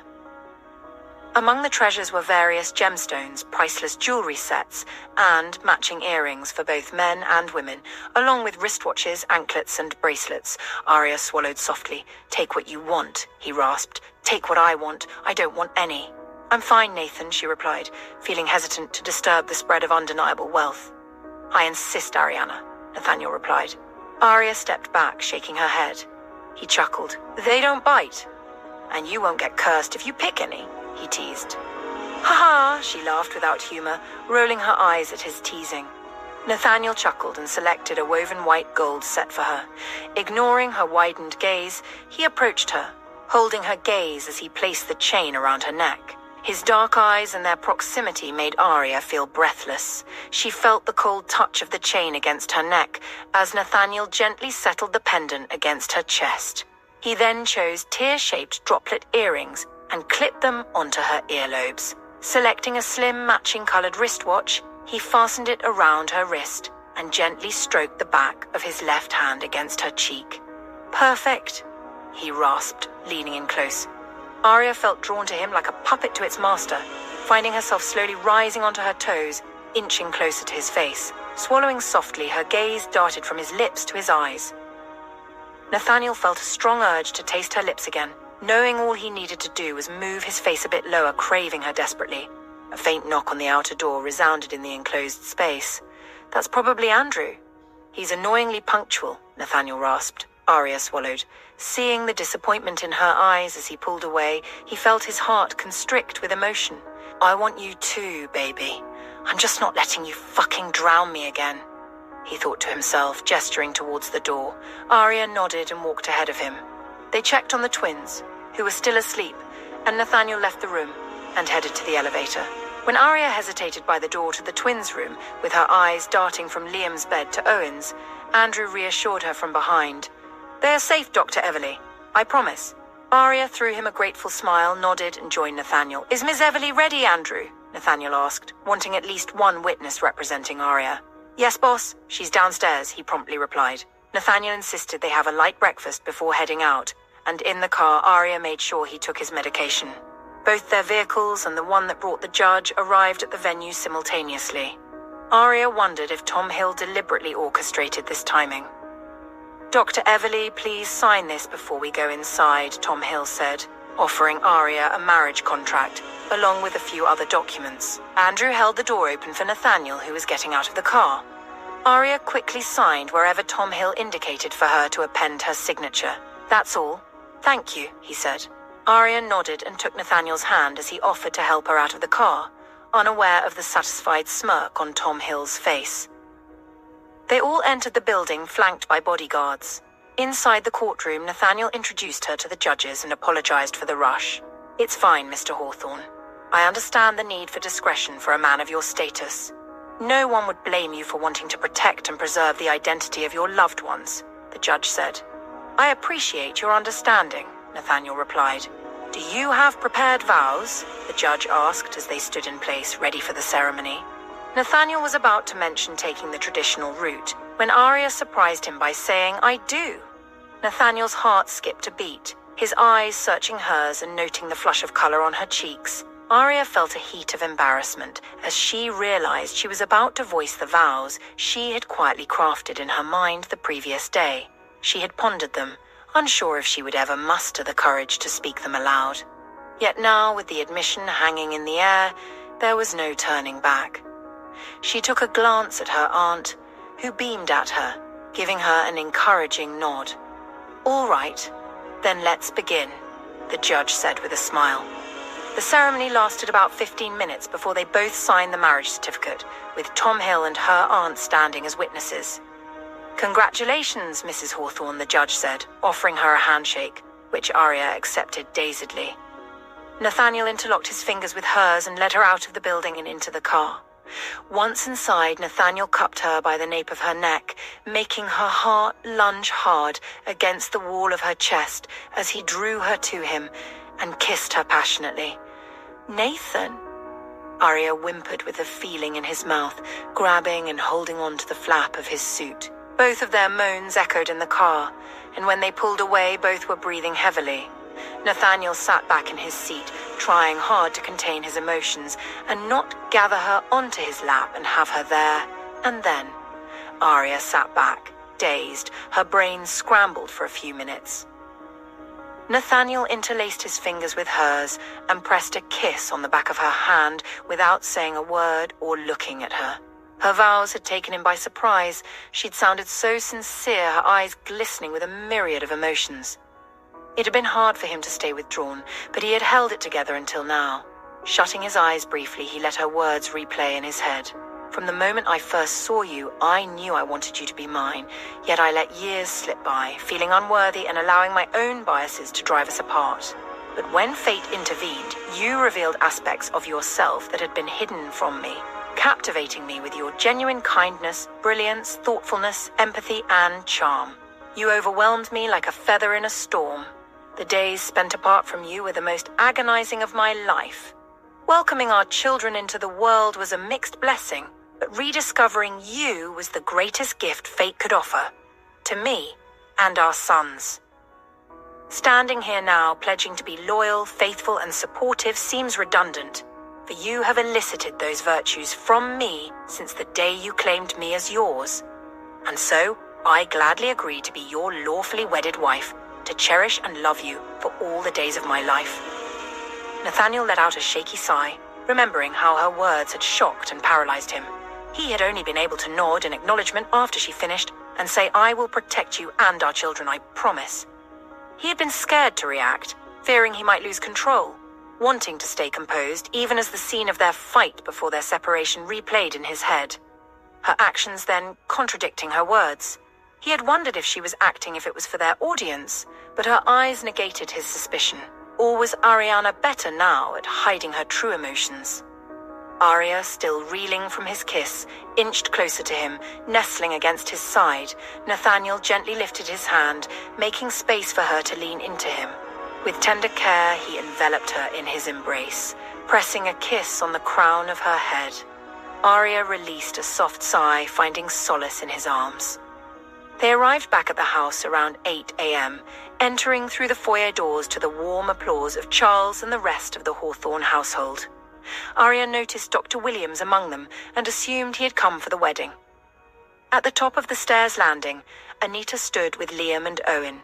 The boys were impeccably dressed in white formal shirts paired with black pants, clip-on bow ties adorning their small necks, and their full curls fashioned into man's buns atop their heads.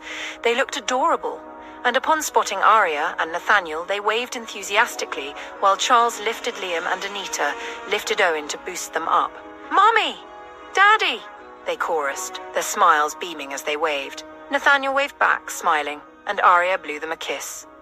"See what Uncle Charles did to our hair," Liam shouted from upstairs. "Do you like it?" Aria asked. "Yes, Mommy," they both replied. "Speech, speech, speech!" Nathaniel's men began to chant. Nathaniel chuckled. "I appreciate all of you for your dedicated support and care throughout the years, especially in these past few ones. I kindly ask that you extend the same courtesy to my wife, Dr. Mrs. Ariana Hawthorne, and my sons, Liam and Owen Hawthorne." "Thank you," he said.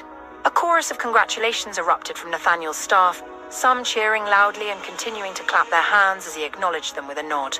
Casting a glance at Aria, Nathaniel leaned in close, his face dipping near her ear. "Dr. Williams is here to see us. Join us in the study," he whispered before pulling away and striding off. Aria watched as Nathaniel first ascended the stairs to hug Liam and Owen, then descended to make his way to the study. Dr. Williams and Tom Hill followed him, while Andrew joined Charles and Anita in diverting the twins, who were eager to follow their father. Aria waved at Anita, whose eyes were fixed on Andrew's every move. She chuckled to herself when Anita didn't even notice her. then sighed and made her way to Nathaniel's home office. Upon reaching the door to Nathaniel's office, Aria heard him say, "Can I at least have 2 fucking days to spend with my family?" Her heart quickened at the desperation in his voice. "Nate, you can't keep postponing this. It's important we do the procedure soon," Dr. Williams replied. "What if I don't wake up, Williams? What if this is the only chance I get?" Nathaniel's voice was low and raw with emotion. "I just got married, damn it, and found out about my sons less than 48 hours ago. What if this is all I've got? The only chance I have?" Aria pressed her back against the doorframe, covering her mouth as she cried quietly. Though she thought she was quiet, they heard her inside. Nathaniel moved from the window where he stood and reached the door before Tom. He pulled the door and Aria immediately turned her back to them both. "Ariana," Nathaniel whispered her name with a feeling, knowing she had heard him. "I'm sorry, give me a minute, please," she pleaded over her shoulder. Tom Hill watched as Nathaniel raised a hand to reach for her, but stopped himself, slowly lowering the hand to his side and balling it into a fist. "Come in, please, Doctor," Tom Hill started to say, pausing before mentioning her maiden name, then amending, "Please join us, Mrs. Hawthorne." When she didn't immediately respond, Nathaniel called her name again, but his voice was firm and commanding this time. Aria nodded, wiped her tears, and turned to face them, but didn't meet their gaze. Nathaniel turned away and marched back inside the study. Tom Hill waited for Aria to enter the office before following her in and shutting the door. "Congratulations, Doctor. I'm so sorry we have to have this discussion on this special day, but the results of Nate's periodic tests are out," he said, offering Aria a folder. Aria gingerly took it as the older man continued to speak. "It's not getting better. If we don't act now, it might be too late for any form of intervention." Aria nodded as she found a corner seat and sank onto it, opening the folder and reading through the contents. "What do you think, Doctor?" Tom Hill prompted, noting Nathaniel's silent agitation. "If Nathaniel wants a few hours before being admitted to the hospital, then he should have that," Aria said. "Doctor, surely you've seen his results," Dr. Williams started to protest with concern. "However," Aria continued, silencing the older man, "we can start the pre-transplant conditioning at home or wherever he wants to be." Nathaniel turned to hold her gaze across the room. "It wouldn't be easy, but we can bring the hospital to him and begin his chemo and radiation therapy again," she said, her voice barely above a whisper, aware of what that would do to him. "Can we, for God's sake, not put me through that shit again?" Nathaniel growled, hating the fact that Aria and his boys would have to witness him get physically and emotionally destroyed. "It's important, baby, to prepare your body for the transplant. It's a procedure to destroy cancer cells and suppress your immune system to prevent rejection of the donor marrow. Meanwhile, I will work with Dr. Williams to harvest the donor cells from our boys," Aria explained. "Will it hurt them?" Nathaniel asked, his voice filled with emotion. "I will be there. I will take care of our babies, I promise," Aria replied. Her display of emotion got to Nathaniel, and he turned his back to her, shutting his eyes in a futile attempt to hold back tears. He didn't want to lose his family, not now that he had just got them. "I must admit that's a great plan," Dr. Williams said with relief. "Where do you want to go, Nathaniel?" Tom Hill asked. Silence lingered for about a minute. Nathaniel couldn't respond until he was able to contain his emotions. Then he said, "Riverview." His voice was deeper than usual and came out hoarse. Tom Hill's face fell, understanding the significance. Riverview was like a second home to Nathaniel. He'd often visited there as a child, away from the city, surrounded by nature's beauty. It was where he buried his parents, where he'd been happiest. Tom Hill knew then that Nathaniel didn't believe he would survive. Unfortunately, Aria also knew about Riverview and what the place meant to Nathaniel. She got up and rushed into the adjoining room, which turned out to be a restroom. Burying her face in her hands, she broke down crying. Nathaniel stood by the door, unable to bring himself to open it. What could he say to comfort her? He was going to die regardless, and they both knew it. He slowly turned to face Dr. Williams and Tom Hill, nodding to the two. "Thank you. We should probably give her a minute," he said. The two men nodded and left the room. Alone in his study with Aria in the restroom, Nathaniel let out a shaky breath. clenching his jaw as the faint sound of her crying reached his ears. "Fuck," he muttered to himself, rubbing his hand over his face, hating his helplessness. Aria took a deep, steady breath to control her emotions, but it was hard, especially with Nathaniel's anguished plea replaying itself in her head. Remembering she still had one more ceremony to get through, she knew she couldn't afford to have red, puffy eyes. Washing her face and patting it dry, she opened the door and found Nathaniel alone, standing by a side window. He turned in her direction at the sound of the door opening. Aria's eyes settled on the drink in his hand and he caught the gesture. "Non-alcoholic Dr. Everly Hawthorne," he said, his voice mellowed and silky. "I do my best not to make my doctor's work harder than it needs to be."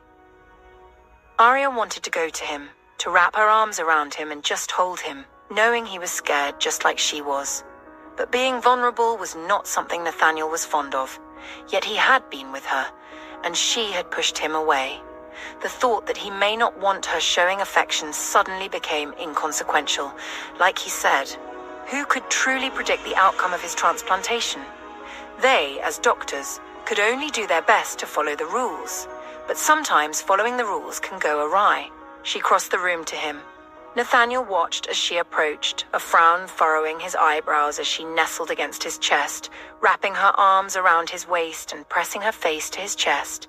Nathaniel dropped the glass cup and, without a word, wrapped his arms around her, gingerly lowering his head to bury his face in her hair.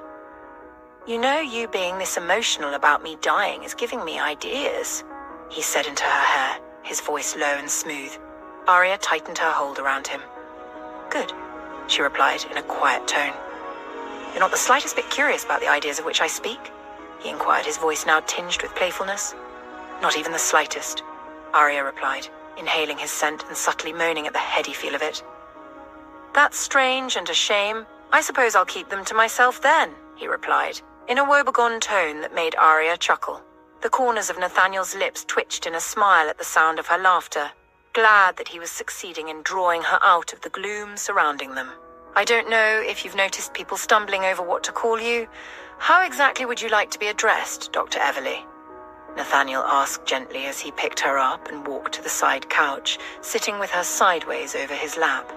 Aria closed her eyes, not wanting to think, just wanting to soak in the moment of unspoken truce that they were both experiencing. She laid her head against his chest, feeling as he started to stroke her hand, interlocking and unlocking their fingers, and simply playing with her hand. "I'm already known professionally as Dr. Everly, so officially Dr. Everly Hawthorne it is," she replied. "And unofficially?" Nathaniel asked, his voice gruff and low. "Mrs. Hawthorne," Aria breathed, opening her eyes. Nathaniel lowered his gaze at the same time, and their eyes met. Aria noted how his breathing had changed, as had hers. His eyes had darkened with a smoldering depth that made her breathe through parted lips. Nathaniel knew they shouldn't be in this position. He had married her for his sons, or so he had convinced himself. He hadn't even thought about it, or had the time to strategize as he would normally do, or even ponder on the consequences. He just saw the solution and took it. With his boys in the picture, it wasn't just about Farmer Hawthorne anymore. His boys, born to him by Aria, would be his utmost legacy, and who else could he truly entrust with the responsibility of carrying on and guiding them when he could no longer do that than their mother? With Tom by her side, he had thought Aria could handle the practical and business aspects of things. All the reasons he had chosen Julia Davies no longer seemed relevant. He refused to think that he had done so because he wanted to, but deep inside him, with his mortality looming, he wanted to draw his last breath, knowing she was there by his side as his woman, as fate had always intended. It was supposed to be a practical business arrangement, and although he had not thought of the intimacy, he'd known it was probable, and deep inside him, he wanted that. He wanted to experience that again with her. Only her. Even though he was scared that once they crossed that line and opened that floodgate, he might not be able to hide his emotions from her. Aria had a way of making him vulnerable, and he resented that. He didn't want to be that boy again, desperate for her love, whose entire life had revolved around seeing her smile, and who had been scared shitless of losing her. She had hated him for it, and it was a weakness he had sworn to never exhibit again. Aria raised her hand to cup the side of his jaw and felt how he trembled as she stroked his skin. She swallowed softly, flicking out her tongue to wet her lips in desperate anticipation of his lips claiming hers. Unaware of the turmoil raging inside him, when he didn't make any move to close the distance between their faces, she craned her neck and pressed her lips to his. A knock sounded from the door and Nathaniel stiffened, but Aria didn't pull away. Nathaniel saw, out of the corner of his eye, Tom peering in with Dr. Williams behind him, and tried to pull back, but Aria didn't let him. Tom Hill chuckled and shut the door, leaving the two alone. Nathaniel couldn't quite be sure of what had come over her, but it appeared she was determined not to be interrupted. He let out a sigh, shut his eyes, and submitted to her kisses as she nibbled on his lips, making his entire body hum for more. "Ariana," Nathaniel groaned. She framed his face and deepened the kiss further, kissing him with fervent abandonment. Nathaniel felt lost. When she stopped to draw breath, Nathaniel could feel her quivering. Both of their breathing was low and labored. Pressing his forehead against hers, he said, "I can see something has changed." His voice was breathy and mellowed. "What has changed?" Aria asked in a sultry whisper. "Looks like you are no longer ashamed to be found in my arms," he replied. Aria met and held his gaze. The two held each other's gaze in a silent exchange. Aria didn't know what to say because she knew he was right, but the determination to erase that memory from his head welled in her, and she brushed the pad of her thumb against his moist lower lip and kissed him again and again until he groaned. Another knock sounded again, and they both let out collective sighs of irritation. Aria giggled when their eyes met. "Well, we can't ignore Williams forever. He needs dates and won't leave until he has it," Nathaniel said. Aria nodded. Nathaniel saw the flicker of sadness in her eyes and grabbed her by the throat to draw her in for a fervent kiss. When he drew back, the look in her eyes was different. He couldn't help smirking with satisfaction. The four continued their meeting, and the plan was set. They would have a 48-hour reprieve for some sort of honeymoon, while Williams and Tom Hill orchestrated the movement of necessary medical contraptions and supplies to Riverview. Then, once they arrived in Riverview, they would have a day to spend with the boys before the procedure began. With that settled, Aria and Nathaniel joined the household to get ready for the clergyman's blessing. "Aria?" Anita called out to her as soon as she reappeared in the foyer. "Where are the boys?" Aria asked automatically. "In the kitchen with your Aunt, Andrew, and the rest of the staff. Don't worry, Andrew assured me they will be watched," she replied. "Andrew, huh?" Aria replied, wiggling her left eyebrow as she nudged Anita in the shoulder. Anita met Aria's face and burst into laughter, then leaned in and whispered, "Can you blame me? He is Hort," in a conspiratorial tone. "I'm pretty sure he is also a decade your senior," Aria teased. Anita scoffed, raising an eyebrow at Aria. "So he's seasoned, nobody cares," she replied in a sing-song defiant tone that made Aria giggle. "I want him to handle all of this," she said with dramatic flair, gesturing to her body in a slow, seductive sway. "You are unhinged," Aria replied, laughing. "You're not a saint either. I see how you keep checking out your man, and I don't blame you. He's something," Anita said, making Aria laugh. "I'm pretty sure he can't wait to get it on tonight," Anita continued in her playful mood. "Speaking of getting it on, Mrs. Jonas had a dress brought up for you when you were gone. I'm supposed to make sure you wear it for the ceremony," she said, beaming with pleasure. "Show me," Aria said with excitement. Anita pulled her towards the elevator, and the two ran with girlish relish. Upon entering Anita's room, Aria saw the cream-colored dress on display in a corner of the room. Even on the mannequin, it looked breathtaking. Aria couldn't suppress a smile. Nathaniel had always been the type of man who loved to surprise her with beautiful things. Walking towards the dress, memories flooded her mind, making her eyes well with tears. "It's beautiful," Anita said, coming to stand by her side. Aria nodded. "It is," she replied, her voice barely above a whisper. The sense of nostalgia for what she had lost made her a tad more emotional. Nathaniel was in the courtyard speaking to Tom Hill and the clergyman when a sudden hush fell over. The indistinct murmurings of the staff and Liam and Owen giggling while running around and having fun in the gardens suddenly eased, drawing their attention.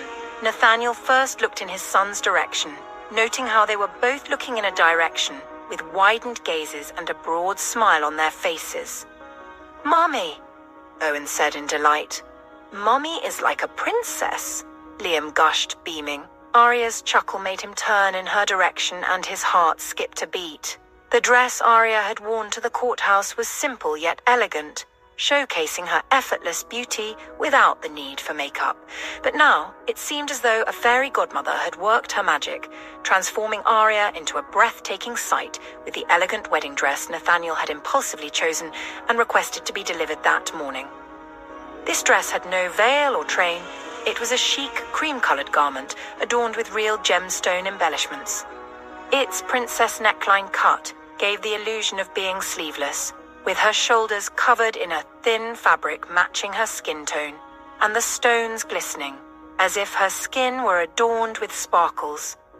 The dress accentuated her full chest, slim waist, and perfectly round hips, flaring just above her knee, but not enough to hide the matching shoes. Her hair was styled in French bridal braids, adorned with the head trinkets Nathaniel had set aside for her, with jewelry intricately woven into her hair, adding to her elegant sparkle. She wore light makeup that perfectly accentuated her nice cheekbones, straight nose, beautiful brown eyes, and full lips. She was simply flawless. "Daddy, isn't Mummy beautiful?" Liam asked. "She's a princess," Owen interjected. Nathaniel blinked and saw that Aria was almost to where he stood, now holding the boy's hands as they walked towards him. "Yes, your mum is perfection," he replied. Aria smiled at him, and his heart fluttered with emotion. Liam and Owen stood beside them as they received their blessings, and Tom had orchestrated for the boys to give them their wedding rings. When it was time for the couple to exchange rings, Nathaniel turned to Owen, who quickly reached into his pocket to take out the ring. Liam did the same, but when they mixed up the rings and gave Nathaniel the one they meant to give Aria, laughter resounded in the grounds. Nathaniel lowered to his knees and helped his sons sort it out, giving both a kiss on the forehead before they resumed the ceremony. His bone ache started, but he ignored it. Afterward, they gathered in the dining room with Liam and Owen, Tom Hill, Dr. Williams, Aria's aunt, and Anita. Nathaniel extended an invitation to Andrew, but he declined, opting instead to join the other house staff in celebrating in the courtyard. Aria smiled to herself as she noticed Andrew lingering near the doorway later on, and Anita excused herself from the table. Aria discreetly observed as the two of them disappeared from view. Later in the evening, Nathaniel helped Aria tuck the boys in. When they asked Nathaniel to read to them, Aria joined Liam on his bed, and Nathaniel perched on the Owens' bed. His deep and smooth voice resonated in the quiet room as he read aloud the book Aria had given him to read to the boys. He quickly discovered it was an interactive storyline about a boy and his dog with superpowers. One of those powers was the ability to speak in many languages. So the boy and his dog embarked on an adventure where they encountered different people in need. If they spoke in a foreign language, the dog translated it for the boy, who then repeated the translated version and also said it in English. Nathaniel noted it was a brilliant way to encourage the boys to become multilingual. He couldn't help but look at the back of the thick book for the author's name. Sabrina Oyen Loy, he noted internally as he continued to read. Silently admiring the beautiful artwork depicting a boy resting under a tree with a sunbeam shining brightly in the blue sky overhead, he loved the blend of yellow, blue, and green colors and how the characters were vividly captured. He could feel the nagging ache in his bones intensifying now, but he ignored it, determined to be present and normal for his sons. Bingo the dog said to Toby, "The boy is thirsty and needs water.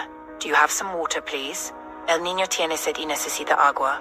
Et tienes agua, por favor."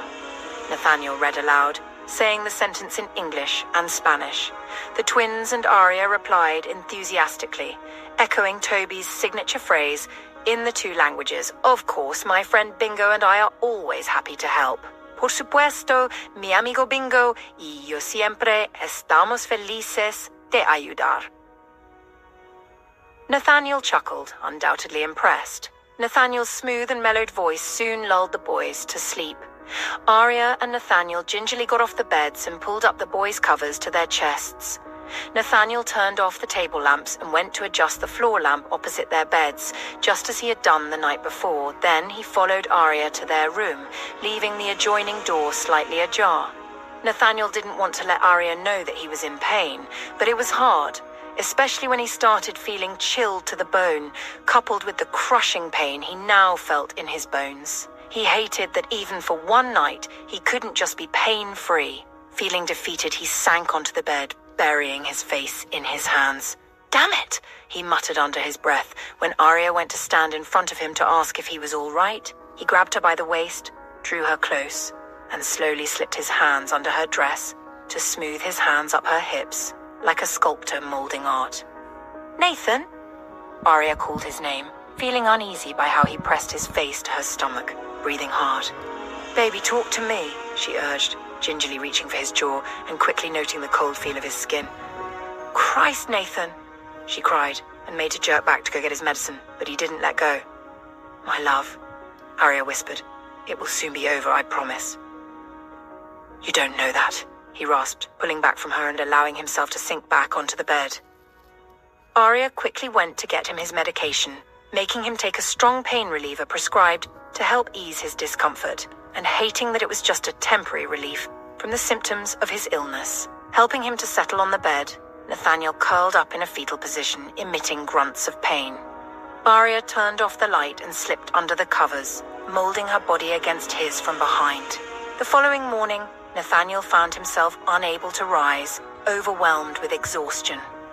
Aria arranged for his food to be brought to the room, and soon the twins, along with Tom Hill, joined them for a private breakfast, during which Aria tenderly fed Nathaniel. "Mummy, is Daddy okay?" Owen inquired after breakfast, watching with his brother as Aria and Tom Hill helped Nathaniel to settle comfortably on the bed. Before Aria could respond, Nathaniel gestured for them to join him, and both Liam and Owen promptly climbed onto the bed, flanking him and resting their heads on his chest. Nathaniel wrapped his arms around them, planting a kiss on their hair. "Daddy is feeling a bit under the weather, but I'll do my best to feel better so we can play together later, okay?" Nathaniel assured them. "Mommy, kiss Daddy so he can feel better," Liam suggested. "On his cheek, like this," Owen added, touching his father's jaw. "Not on the mouth," he clarified, eliciting a chuckle from Tom Hill. Nathaniel smiled, observing Aria's flushed cheeks. "When we're sick, Mummy kisses us, and we get better," Liam explained. "I'm willing to give it a try," Nathaniel rasped. Aria rolled her eyes, causing Tom Hill to laugh. He cherished the sight of Nathaniel with his boys, knowing he had Dr. Everly's heart, which was the best cherry on top. With a contented sigh, he excused himself, prepared to defend Nathaniel's happiness to the very end, even if Nathaniel ended up resenting him for it. A few hours later, while Nathaniel slept and the boys were with her aunt and Anita, Aria quietly checked on Nathaniel. As she did, a notification chimed on her phone, causing her to curse internally at the message. Checking the date, she groaned inwardly, not wanting to wake Nathaniel. She slipped out of the room to the adjoining one, attempting several times to reach Mrs. Watson, but the number didn't connect. Quickly donning a turtleneck top over slim-fitted trousers, grabbing her purse, she hurried out, opting to walk to avoid disturbing Andrew with Anita. Minutes later, she arrived at her rented apartment on Madison Avenue. After speaking with the security men, she was directed to the waiting room where the lady Mrs. Watson had sent for the twins' tutor interview awaited, along with the man she presumed was there for the driver position. With everything that had happened recently, Aria had forgotten about the interview appointments. Nevertheless, she conducted the interviews, slipping a few dollar bills into an envelope as compensation before promising to follow up with them. Feeling relieved afterward, Aria tipped the security men, stepped outside, and was about a block away from Madison Square when someone called her name from behind. "Dr. Everly? Aria? Is that you?" A male voice called. Aria turned to find Dr. Sebastian Rowan approaching. She started to raise her hand in greeting, but her eyes caught her ring, the bold white rock shining under the darkening sky. Knowing her relationship status wasn't public knowledge yet, she discreetly slipped her hand into her pocket, carefully removing the ring and hiding it away. What a coincidence. "What brings you around here?" Dr. Rowan asked as he approached Aria, leaning forward to press a kiss on her cheek. Aria raised her face and the doctor planted a peck on her jaw. "I came to conduct an interview," she replied vaguely, ignoring Rowan's furrowed brows. "Okay, so where are you off to now?" he asked. "Back home." "And you, what are you doing here?" Aria inquired. "I live just around the corner and thought of taking a walk to figure some things out." Perhaps you can help me." "Do you have a minute?" Dr. Rowan asked. "Yes, shoot, what's up?" Aria responded, furrowing her brows in concentration. "It's about a case I'm working on. Let's find a place to grab a drink and talk," he replied. Aria hesitated, and he must have noticed because he quickly added, "I promise I won't take up too much of your time," as he held out his hand for her to take. Aria nodded and slipped her hand into his. Aria arrived home about 3 hours after she left. It was already dark and she hurried inside to check on Nathaniel after first seeing the twins, who were with her aunt and Mrs. Jonas. The two were sitting at the kitchen island table enjoying pie. Aria chuckled, gave them kisses on their cheeks, thanked her aunt and Mrs. Jonas, and then went to check on Nathaniel. However, when she entered their room, Nathaniel was standing by the window in the shadowed room. "Oh, you're up. How are you feeling?" she asked. "Where are you coming from?" Nathaniel's voice was smooth and mellowed, but the familiar chilly undertone gave Aria pause. "I went to my apartment on Madison Avenue," she replied gingerly. "What?" Nathaniel growled with a widened gaze. "You went to your apartment? Did you just fucking say to me that you went to your apartment?" Nathaniel growled. "Yes," Aria replied, puzzled, unsure why he was getting worked up. "Wow," Nathaniel breathed in an incredulous tone. But Aria wasn't fooled by his calm disposition. She'd seen him like this whenever he was jealous before. Aria froze, thinking one of Nathaniel's men had followed her and had seen her with Rowan. "Nathan," she started to explain, but before she could continue, he rushed at her, grabbing her by the neck and pinning her against the wall with his angry gaze just inches away. "Do you think that because I'm sick I can't satisfy you? That you have the audacity to admit to my face that you went to your rented apartment with Rowan?" He seethed through gritted teeth. "Shit!" Aria cursed internally. "Baby, you've got it wrong. Let me explain," she said, trying to calm him down. "Were you with Rowan, yes or no?" "I can smell alcohol on your breath, Ariana," he growled. "I ran into him after I left the apartment," she started to say, memories of Nathaniel's reaction to anyone touching her flooding her mind. He appeared even more primal, the alpha male he'd always been. Instead of the annoyance and irritation his attitude used to stir in her, she felt elated and turned on, knowing he still felt as strongly about her as he used to. She raised her hands to cup his jaw, telling him in a soft, sultry tone what had happened, stroking him like a wild, untamed horse she needed to contain. "Why did you take off your wedding ring?" he growled, but Aria could see that his anger had been replaced by desire, the depth of it burning in his dark grey eyes. "Are you still ashamed to let him know you are mine?" he growled. "I'm just trying to play by your rules and not disclose my status before you announce it." "Otherwise, I have nothing to be ashamed of," she replied. "He kissed you," he growled. "He gave me a peck right here," she replied, touching her jaw. The two locked eyes in a tense stare down before Nathaniel drew her in for a kiss. He expected her to slap him and push him away, as she always did when he got like this, consumed by jealousy. Instead, she responded eagerly, reaching for the band of his pants. Nathaniel lifted her and carried her to the bed. A few minutes before Aria returned, Nathaniel received a message from Julia Davies. Her taunting words were a blurred print preceding the photos she'd sent with them. Julia Davies had sent pictures angled to depict Rowan kissing Aria. Everything else faded off. She'd messaged saying she was glad his caregiver had a boyfriend and wasn't joined to him at the hip, asking when he would want her to come over.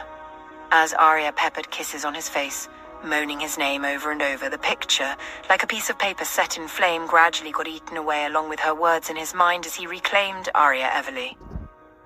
"You are mine," he rasped into her ear. "Yes," Aria cried with pleasure.